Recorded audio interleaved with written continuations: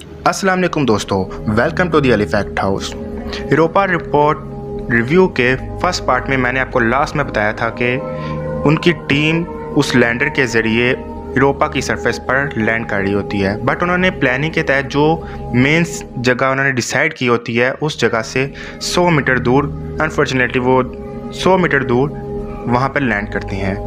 But land करने के बाद वो कुछ देर के लिए बाहर नहीं जाते, क्योंकि वहाँ पे यूरोपा की सरफेस जो होती है पूरी बर्फ़ से बनी होती है और वहाँ पे बहुत सारी गैसेस का भी जगह होती है, जिसकी वजह से रेडिएशन भी हो सकती हैं। इसलिए वो थोड़ा वेट करते हैं और उसके बाद ड्रिलिंग शुरू कर देते हैं यूरोपा की सरफेस पर। और जब वो ड्रिलिंग कर रहे होते हैं तो कुछ देर बाद उनको ऐसी ख़तरनाक आवाज़ आती है जिसकी वजह से सारे घबरा जाते हैं। इसी वजह से वो सब अपने आसपास देखते हैं, बट उन्हें उस वक्त कुछ नज़र नहीं आता और फिर वो सोचते हैं कि हमारी ड्रिलिंग की वजह से बर्फ़ अंदर को सिरक रही है, जिसकी वजह से हो सकता है उसकी आवाज़ आ रही हो। और फिर वो अपने काम में स्टार्ट हो जाते हैं। और कुछ देर बाद जब वो ये काम कर रहे होते हैं तो अचानक से उनका सिस्टम फ्लक्चुएट होना शुरू हो जाते हैं और सारी लाइट्स कभी बंद कभी जलने लग जाती हैं। और जब उनका एक टीम मेंबर एलेक्स बाहर की तरफ देखता है तो उसे एक रोशनी नज़र आती है यूरोपा की सरफेस के नीचे से गुजरती हुई। वो आकर सब टीम मेंबर्स को बताता है, बट वो सब उसकी बात पर ध्यान नहीं देते, क्योंकि वो काफ़ी दिनों से जाग रहा होता है, जिसकी वजह से सब मेंबर्स को लगता है कि वो हेलुसिनेशन हो रही है उसे, जिसकी वजह से उसे ऐसी चीज़ नज़र आई है और कोई भी उसकी बात पर ध्यान नहीं देता। और फिर वो सब अपने काम में मगन हो जाते हैं और ड्रिलिंग जारी होती है। कुछ घंटों की मेहनत के बाद उनकी ड्रिलिंग के ज़रिए काफ़ी 10 से 15 किलोमीटर वो नीचे चली जाती है ड्रिलिंग, और उसके बाद उनको पानी नज़र आ जाता है, जिसकी वजह से वो बहुत खुश हो जाते हैं और कहते हैं कि हमारा फर्स्ट स्टेप तो कंप्लीट हो गया है, हमें पानी की मौजूदगी मिल गई है। तो दोस्तों, ड्रिल के ज़रिए उन्होंने जो एक कैमरा लगाया होता है ड्रिल के साथ, उसके ज़रिए वो पानी की सरफेस को देखना शुरू हो जाते हैं और वहाँ का पानी बहुत ही ज़्यादा खूबसूरत और शफाफ होता है, जिसको देखकर वो बहुत हैरान होते हैं। अभी ये काम चल ही रहा होता है कि कुछ देर में उनको एक ऐसी रोशनी नज़र आती है कैमरे के अंदर और उसके बाद ही सब सिस्टम ऑफ हो जाता है, मतलब उसका कैमरे में सब कुछ नज़र आना बंद हो जाता है। अब उनकी एक जो टीम मेंबर बायोलॉजिस्ट होती है जिसका नाम होता है कातिया, अब वो उनको कहती है कि मुझे अब बाहर जाकर सैंपल्स कलेक्ट करने हैं, जिसके ज़रिए मैं पता कर सकूँगी कि यहाँ पे लाइफ का तस्वर मुमकिन है भी या नहीं। बट वहाँ से बाहर जाना बहुत ही ज़्यादा ख़तरनाक होता है, क्योंकि वहाँ पे बहुत सी रेडिएशन भी हो सकती हैं गैसेस की वजह से। बट फिर वो तैयार होकर रेडी होकर बाहर जाती है और सैंपल्स इकट्ठे करती है। तो दोस्तों, जब वो बायोलॉजिस्ट बाहर जाकर सैंपल इकट्ठे करती है और उनका टेस्ट करने के बाद उसे पता चलता है कि यहाँ पर तो सिंगल लाइफ सेल चल रही है, बल्कि परवान चढ़ रही है। ये खुशखबरी देख के सब बहुत ज़्यादा खुश हो जाते हैं, क्योंकि वहाँ पर उन्होंने इतनी बड़ी डिस्कवरी कर ली होती है और अचानक ही उसे बर्फ़ के नीचे एक रोशनी नज़र आती है, जिसके पीछे वो चलना शुरू कर देती है। थोड़ा आगे जाते ही वो उसके अंदर गिर जाती है और ये सब नज़ारा टीम मेंबर उसके देख रहे होते हैं।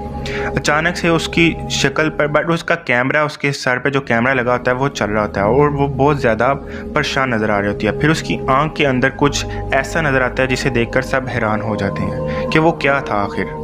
दोस्तों, उस बायोलॉजिस्ट कातिया की आंख में जो भी रिफ्लेक्शन नज़र आ रहा होता है वो आस्ता आस्ता उसके करीब आ जाता है और ये सब चीज़ें उसके टीम मेंबर्स देख रहे होते हैं और साथ ही वो एकदम उस पर हमला करता है और वो वीडियो बंद हो जाती है, ब्रॉडकास्ट ख़त्म हो जाता है और इसके साथ ही वो अपने तीसरे नंबर को भी खो देते हैं। इसके साथ ही वो डिसाइड करते हैं कि अब यहाँ से निकलना हमें ज़रूरी हो गया है। बट उन्हें वो सैंपल्स मिल जाते हैं जिसके ज़रिए उन्होंने पता किया था कि यहाँ पर सिंगल लाइफ का तस्वर मौजूद है।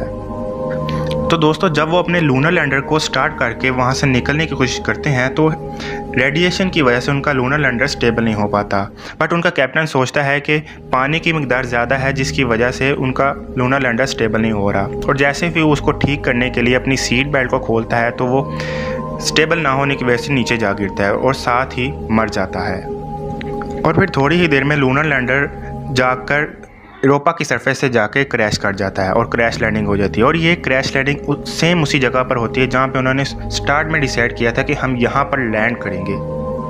और दोस्तों, क्रैश लैंडिंग की वजह से उनका लूनर लैंडर अंदर से बहुत ज़्यादा डैमेज हो जाता है और बाहर बहुत ज़्यादा रेडिएशन होने की वजह से उनकी ऑक्सीजन भी बाहर लीक होना शुरू हो जाती है इसकी डैमेज की वजह से, और साथ साथ हीट भी कम होना शुरू हो जाती है, जिसकी वजह से वो कुछ ही देर में जमने वाले थे और जमकर मर भी सकते थे। फिर वो सोचते हैं कि हम बाहर जाकर इसे रिपेयर करते हैं। रिपेयर करने में उन्हें कम से कम 2 घंटे लगने थे, जिसमें बहुत ही ज़्यादा रिस्क था कि कहीं उन्हें रेडिएशन से कुछ ना हो जाए। इसी के साथ ही उनका एक जो साथी होता है वो बाहर जाने की कोशिश करता है और बाहर जाते ही वो बर्फ़ से टकराता है और मर जाता है वो भी।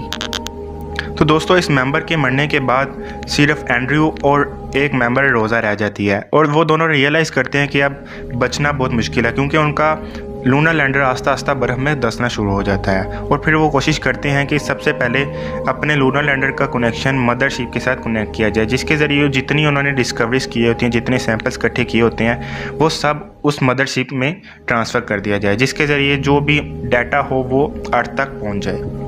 और फिर वो इस कनेक्शन को स्टेबल करने के लिए, ठीक करने के लिए अपनी लाइट की बैटरीज निकाल कर बहुत मुश्किल से उसे ठीक करता है। और जब वो ठीक कर लेता है थोड़ी देर में उसके पाँवों के नीचे भी वही लाइट आती है और वो भी बर्फ़ के अंदर धंस कर अंदर चला जाता है और फिर वो भी मर जाता है। इसके बाद सिर्फ एक मेंबर रोज़ा रह जाती है, और वो भी सिर्फ यही कोशिश करती है कि अपना कनेक्शन अर्थ के साथ कनेक्ट किया जाए और जो भी चीज़ें हैं वो सारी वहाँ तक पहुँचा दी जाएं। और ऐसे ही वो कनेक्ट कर रही होती है। कनेक्ट करने के बाद ही वो आस्ता आस्ता उनके शिप में पानी बढ़ना शुरू हो जाता है, क्योंकि बर्फ़ सारी पिघल जाती है और उनका शिप पानी के अंदर जाना शुरू हो जाता है। इतनी देर में वो जब कनेक्ट कर लेती है तो सारी अर्थ उनको देख रही होती है, लाइव उसे देख रही होती है, और आस्ता आस्ता पानी उसकी शिप के अंदर आ रहा होता है। मिशन स्टार्ट किया था तो इन्होंने बहुत सारे अपने सैटेलाइट के ज़रिए पता करवाया था कि यहाँ पे लाइफ है या नहीं, बट इनकी सैटेलाइट में कुछ ऐसा नज़र नहीं आया जिसके ज़रिए पता लगाया जा सके कि इस प्लैनेट पर, इस मून पर लाइफ भी हो सकती है। बट असल में जब इन्होंने पता किया था कि यहाँ पर सिंगल लाइफ सेल नशुमा पा रही है, जैसा कि अमीबा और छोटी छोटी लाइफ, और वहाँ से लेकर यहाँ पहुँचने तक जब अर्थ से ये इस मून पर पहुँचे तब तक सदियाँ बीत चुकी थी।